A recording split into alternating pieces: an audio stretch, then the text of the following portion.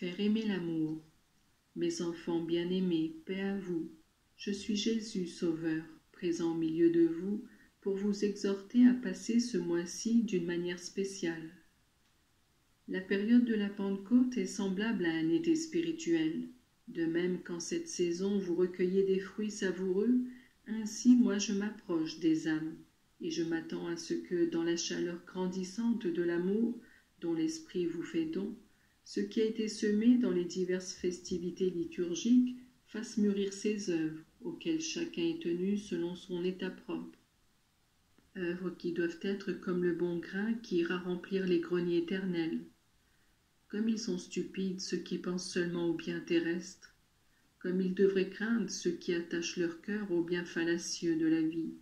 Ils se trouveront avec un tas de feuilles, que le vent dispersera, ou encore ils rempliront leur propre grenier de balles destinées à brûler. Là où est ton trésor, là aussi sera ton cœur. Voilà pourquoi je désire de vous cet amour, qui vous porte à accomplir à la perfection chacun de vos devoirs, et pourquoi je vous invite à détacher votre cœur non seulement des choses passagères, mais aussi de vous-même, pour qu'en accomplissant le bien vous ne cherchiez pas votre satisfaction. Je désire que vous soyez parfaits. L'état dans lequel vous vivez n'importe pas. Laïque, religieux ou prêtre, une seule doit être la finalité de votre vie. Grandir dans l'amour, faire aimer l'amour. Regardez si votre capacité de patience, votre ferveur pour le bien, votre mission de charité sont allées crescendo, ou si au contraire, vous vous perdez encore en petites et grandes rivalités, ou dans les futilités de la vie.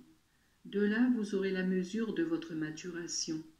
Si dans votre vie familiale et sociale, vous avez apporté paix, sérénité, harmonie, et si vous êtes capable de recevoir des humiliations et des reproches sans vous rebeller et sans vous attrister, bien plus avec la conviction de mériter pire, cela veut dire que la semence a germé dans la terre et qu'elle commence à produire l'épi. Vous devez donner de bons fruits, vous devez vous revêtir d'humilité et savoir grandir lentement mais avec constance, montrant en temps et lieu votre foi et votre charité. Si vous deviez marcher seul, vous pourriez craindre, mais à côté de vous, il y a tout un monde surnaturel qui se réjouit de vos conquêtes et qui vous aide à progresser. Il est important qu'on mette la main à la charrue et qu'on ne se tourne pas en arrière. Renouvelez donc vos résolutions et cherchez la manière de les mettre en acte.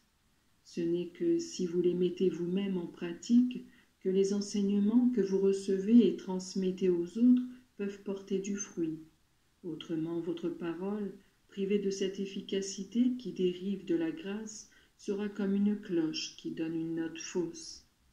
Beaucoup de mamans se lamentent de ce que leur enfant ne les écoute pas. Peut-être que leurs paroles sont des cloches désaccordées. Que ces mamans essayent de mener une vie plus sainte. Ce sera moi alors qui parlerai aux consciences et au cœur. Si après une vie de superficialité et d'indifférence, on en arrive à changer de musique, on ne peut pas prétendre que celle-ci se révèle immédiatement agréable à l'oreille d'autrui. Il faut du temps. La parole doit être en premier lieu conviction profonde, pratique religieuse, vie. Voilà pourquoi je le dis à vous et à tous les chrétiens de la terre. Mes enfants, remplissez-vous d'amour de Dieu dans l'accomplissement de vos devoirs, pour qu'ils produisent des fruits de vie éternelle. Détachez votre cœur de ce qui ne le mérite pas, et pensez à édifier les âmes par votre exemple. Il y a des prêtres et des religieux qui, après le vœu de pauvreté, cachent un désir intense de posséder. Leurs œuvres sont construites sur le sable et finiront misérablement. Qu'ils rectifient leur comportement et qu'ils reviennent aux pensées et aux sentiments qui ont guidé les saints fondateurs de leur ordre. À eux, je dis ceci, gardez comme objectif le ciel et faites vôtre le désir ardent de mon cœur de chercher les âmes, gardez les âmes, aimez les âmes, tout le reste n'est rien. Je vous envoie comme des agneaux parmi les loups, et pourtant vous savez que je peux transformer même les loups en agneaux. Plus votre sainteté sera vraie, plus votre apostolat sera efficace. que le feu d'amour qui brûle dans mon cœur se communique à vous, et au moyen de vous à d'autres.